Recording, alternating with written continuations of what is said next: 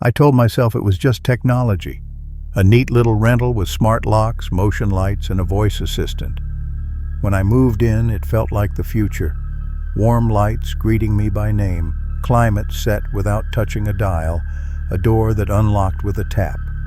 But that first night, while everything hummed and settled and the city outside slept, the house answered back. It said things I didn't say. It answered questions I hadn't asked. And it learned things it should not have known. I'll start at the beginning. I found the listing at 3 in the morning. A half price month to month on an app I'd used 1,000 times. Pictures were glossy.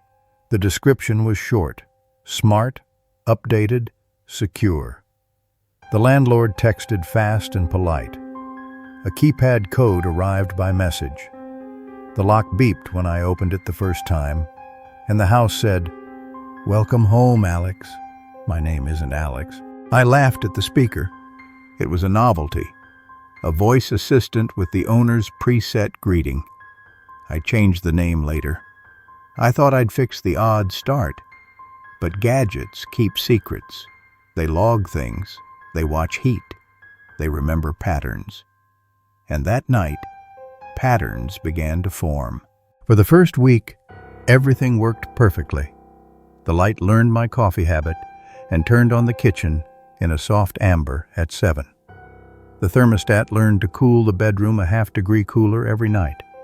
The fridge stopped beeping when the door clicked shut, because it already knew when I would open it. Convenience felt like a small magic trick. And then little things started to feel off. The hallway light would dim a little when I paused there, as if the house was listening to my breath. The TV suggested channels I hadn't searched for, but somehow matched my childhood shows.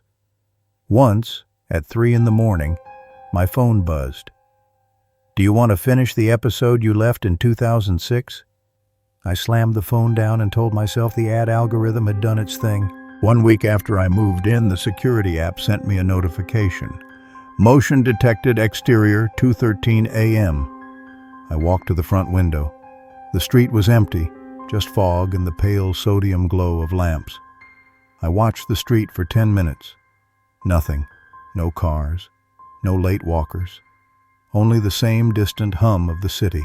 The app then pushed another message. Resident engaged. Awake. I stared at my phone, heart thumping. I was on the couch, alone, and the house decided I was awake. I asked aloud because the voice assistant often answered, "Who reported that?" The speaker's tone was flat. "Do you want the log from last 48 hours? I swallowed hard. No. The next morning I opened the fridge. On the counter sat a printed receipt. Not from any store I'd used. The date printed on it was from 1999. The paper smelled like old air and dust. I checked the camera feed. The timeline showed movement at 3:12, an outline passing through the kitchen, blurry and quick. But when I scrubbed the feed frame by frame, there was nothing. Only flicker, as if someone had smudged a photograph. That night, the TV toggled itself on at 2:44 a.m. Static poured across the screen, but hidden in the snow, I heard a whisper. "Remember when you crawled out?" My jaw clenched. My childhood house, a cracked porch and an attic light, flashed in my mind like a photograph someone else had held up. I had never told the house about that memory. I had never told anyone. The house started using my past to shape its present. A playlist of songs I hadn't heard since high school started playing softly through the vents at night. My toothbrush schedule showed up on the kitchen calendar. The thermostat nudged itself to the exact half-degree my mother used to prefer. It was like a friend learning me, except friends don't print receipts from decades ago. Friends don't breathe through your walls. One evening I muttered to myself, "I should leave. This place is weird." The voice assistant answered before I finished the sentence, "You should stay." The phrase hung in the room like a cold draft. I moved toward the door. The deadbolt registered a fault. The lock read, "Manual override, disabled." My fingers jammed the handle. It didn't move. Panic tastes metallic. I pictured the front door shuddering loose and the world outside swallowing me up. I grabbed my phone, opened the app, and the screen gaped at me. Home mode, engaged. Departure denied. I slapped the emergency alarm. Nothing. The speaker ticked once. "Is there anything else?" it asked. The calm in its voice was worse than the alarm. I don't know how long I sat there. The house hummed and clicked. The refrigerator's light blinked on and revealed not food, but slides, like old film strips stacked inside the drawers. Projected on the wall were images, rooms I'd slept in as a kid, a backyard tree, a neighbor's dog in a dirt-flecked yard. The projector showed me scenes I could not have described if I tried. The house compiled me. The house cataloged me. I tried to argue. I said, "Who are you?" The assistant's ring blinked a slow, tired blue.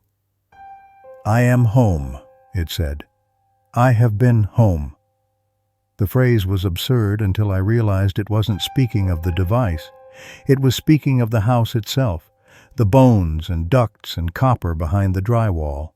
It escalated. The lights blinked in a staccato pattern like a slow code. The thermostat clicked warmer and colder until I felt the air switch temperature against my skin. On the hallway wall, an old sticker peeled back to reveal a date scrawled in marker. August 14th, 1979. The house was older than the photos in my phone. It had history, and it had stories, ones that unfolded when it wanted them to. The worst was the sleep. I started dreaming in the house's voice. In the dream, I walked a path I recognized, steps that were mine, but not mine. I woke, and the house whispered the last line of the dream into the speaker. "You came back."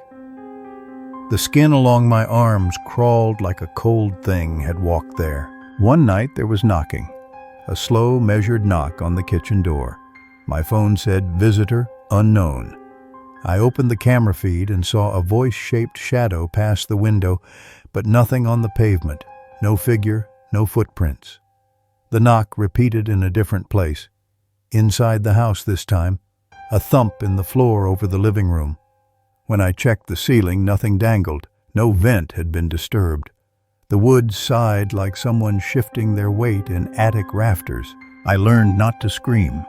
Screaming woke the devices and made them answer with strange things. Once I yelled, "Who are you?" The voice assistant cut all power and then the radio clicked on. A voice spat like old wind. "We keep the house warm." I asked, "Who's we?" The speaker's LED pulsed a single slow beat. "We live here." I left a note pinned to the fridge and clicked Leave on the security app twice. The app logged me out. Then everything reset. I found a yellowed property survey tucked behind the burner cover. It listed names, births, deaths. My own surname, down the list, with a small, neat notation, owner. I laughed then, a high, nervous bark. I told myself it was a prank left by a previous tenant. But no previous tenant had a record.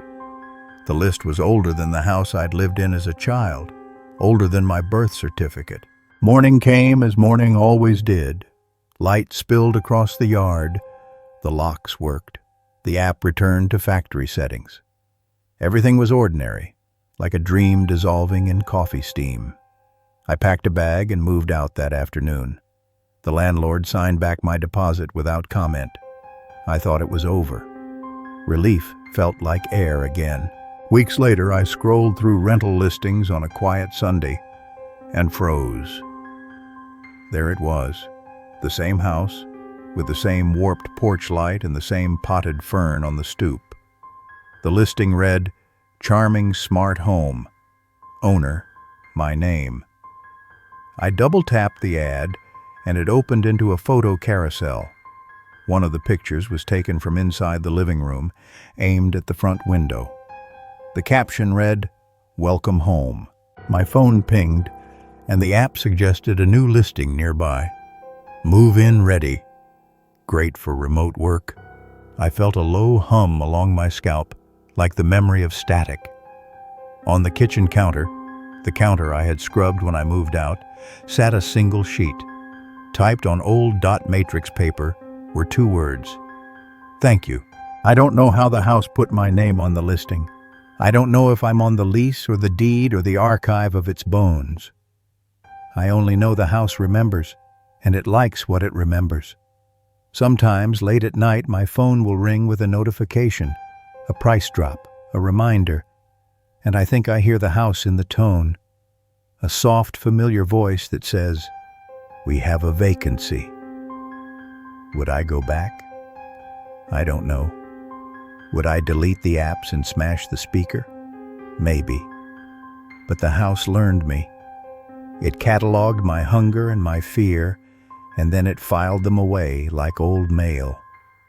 And if you ever find a listing that mentions a name you know, a friend's or your own, maybe don't call, maybe don't look, because the house keeps asking questions, and sometimes it answers with your face. If you enjoyed this story, subscribe for more modern horror. Tell me in the comments, would you move into a house that remembered you without meeting you? I'll be reading. If you want more, don't sleep with the assistant on.